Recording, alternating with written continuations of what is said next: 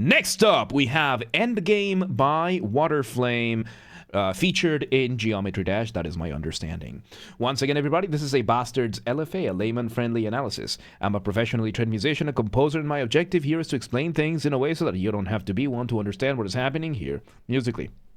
So, if you like the sound of that, make sure you're following the channel, subscribe to the channel, whatever term you want to use, like the video, share the video, leave a comment, turn on notifications, become a member, all that good stuff. 2 disclaimers. Number 1, this is my first time hearing this track ever, so I will be pausing a lot and I will be talking a lot as I will be pointing things out and explaining things as I hear them. And number 2, this is recorded live on stream on a single take. I will stumble upon my words, whatever happens. With that being said, let's do this. Endgame by Waterflame. Let's go.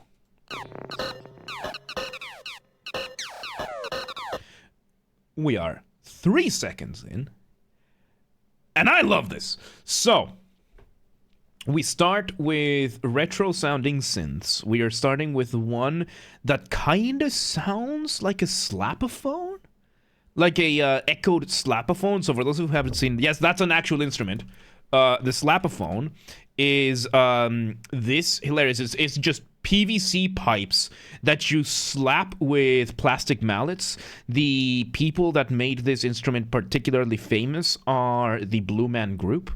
Brilliant musical show. If you've never seen one, they are incredible. So yes, usually the slapophone, it sounds kind of like a slapophone with a couple of filters. So yes, we have that, and then we have another giving us a slow melody. I would say a melody, maybe the motif. Motif being the smallest version of your musical idea, the seed, the essence from which everything else comes from. So let's see where this goes, because we're 3 seconds in and I'm already off the rails. Let's see where this goes. Ooh. Yep, so you can hear that like slapophone giving bang, bang, bum, bum. That is our motif. That is our motif. And we bring in the drums with a proper drum beat now, and oh my god, this is...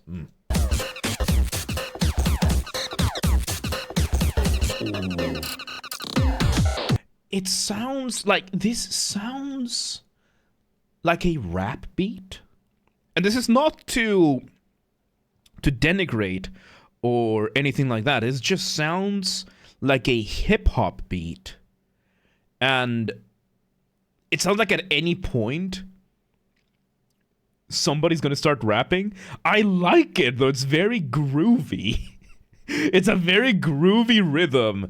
It's really fun. It's just a fun rhythm that we're getting right now with a very, very,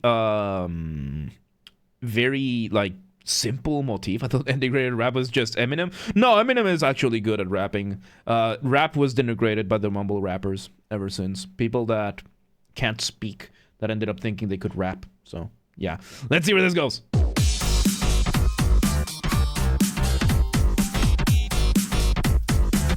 Oh. Okay, so now we bring the bass line.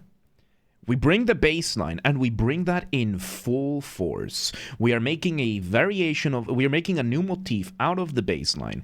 And when it comes to when it comes to music, there are very, very few things that are really free that you don't really need to relate to any of the other material, and one of them is the bass line. Because the bass line is usually going to give you the shape of whatever's at the bottom of your of the notes.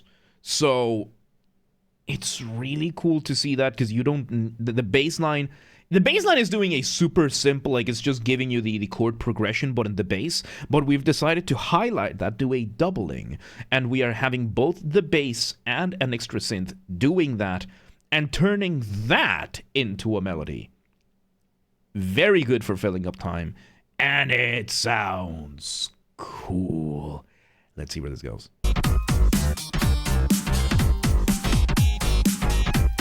Oh, we add a piano on top of that. And here is the actual motif. So what we had at the start was kind of like a foreshadowing of the motif. Now we get the full melody from the motif in the synth up there, and oh my god, it's fun. This is just fun. It's just a fun melody altogether.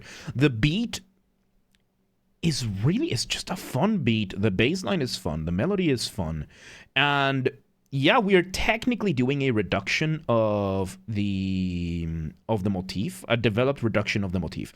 So when it comes to melodic and motific development, there is something called reduction.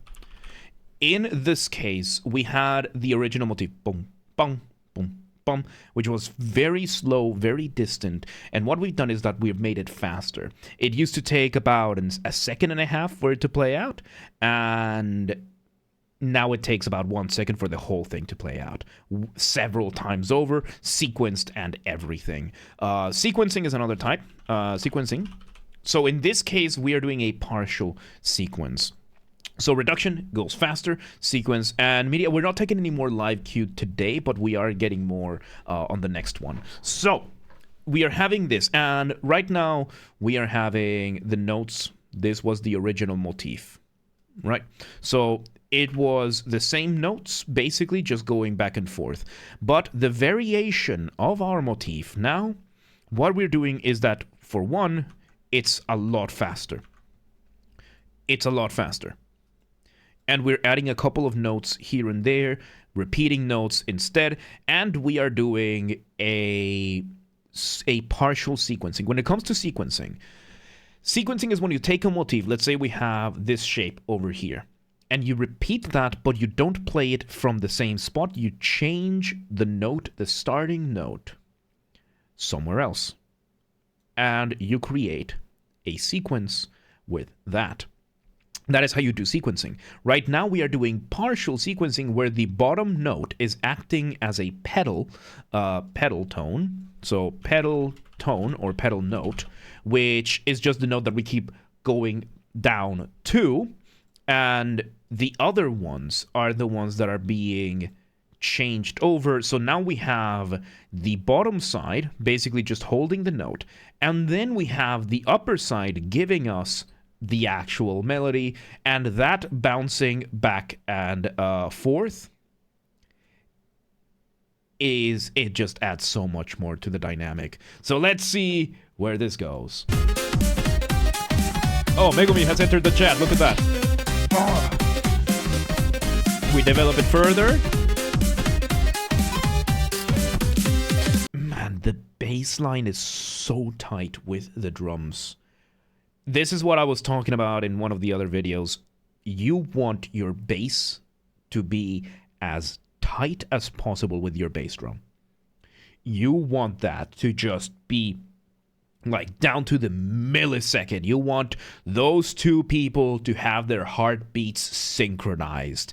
It's so satisfying to hear a good bass line with a good drum line. If you want to see a good example of incredibly tight drum and bass, listen to the bass solo of the track Goat by Polyphia.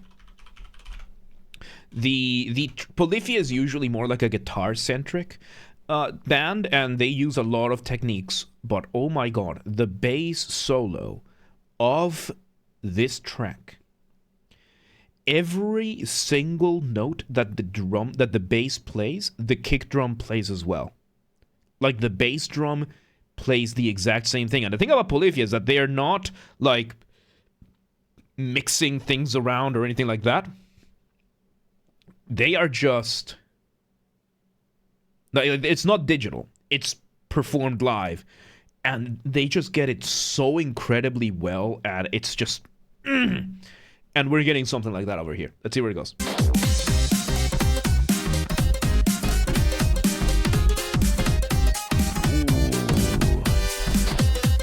We developed the melody, so we're developing. So now we develop the melody fully into the motif, and it's just good, man. It's just good. It's just good. So let's see.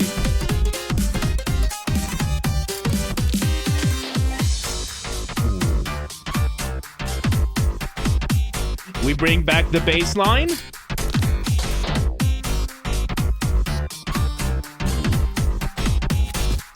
Nico, don't take my mods off platform. So let's...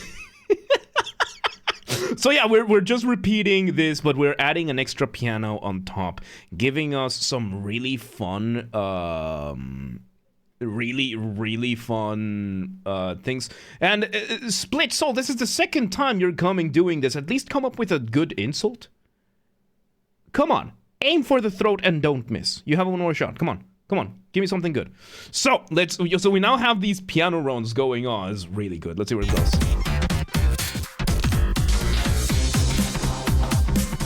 Oh. Okay, so this is kind of a completely new thing. Who split someone on Kick? So we have this other thing. I told you to give me a good insult, man. Do a crib special on your mama's basement. My mom's house doesn't have a basement. It's on the other side of the world. I understand how your parents feel. So, let's just continue.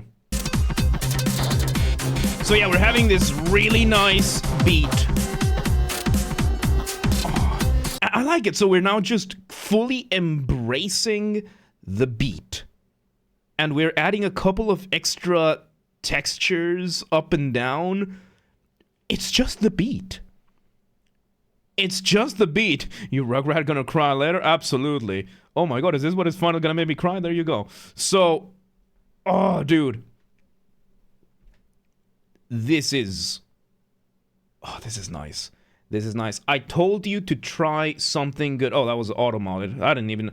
How is that a conizer? What the fuck does that even mean? What the fuck does that even mean? Dude, go... Is this how you plan on disappointing your parents persistently? Because you're doing a good job, man. You're doing a good job. Anyway, let's see. So yeah, we're just absorbing the beat. We're just adding more texture. Let's see where this goes. Come on, welcome to the day. How you doing? Oh, we bring up... That was such a cool transition. So we bring in a version of the motif, just going back and forth. And... Oh, man. Man, we're just bringing this back. Let's see. The melody is back again, and we're just letting it enjoy.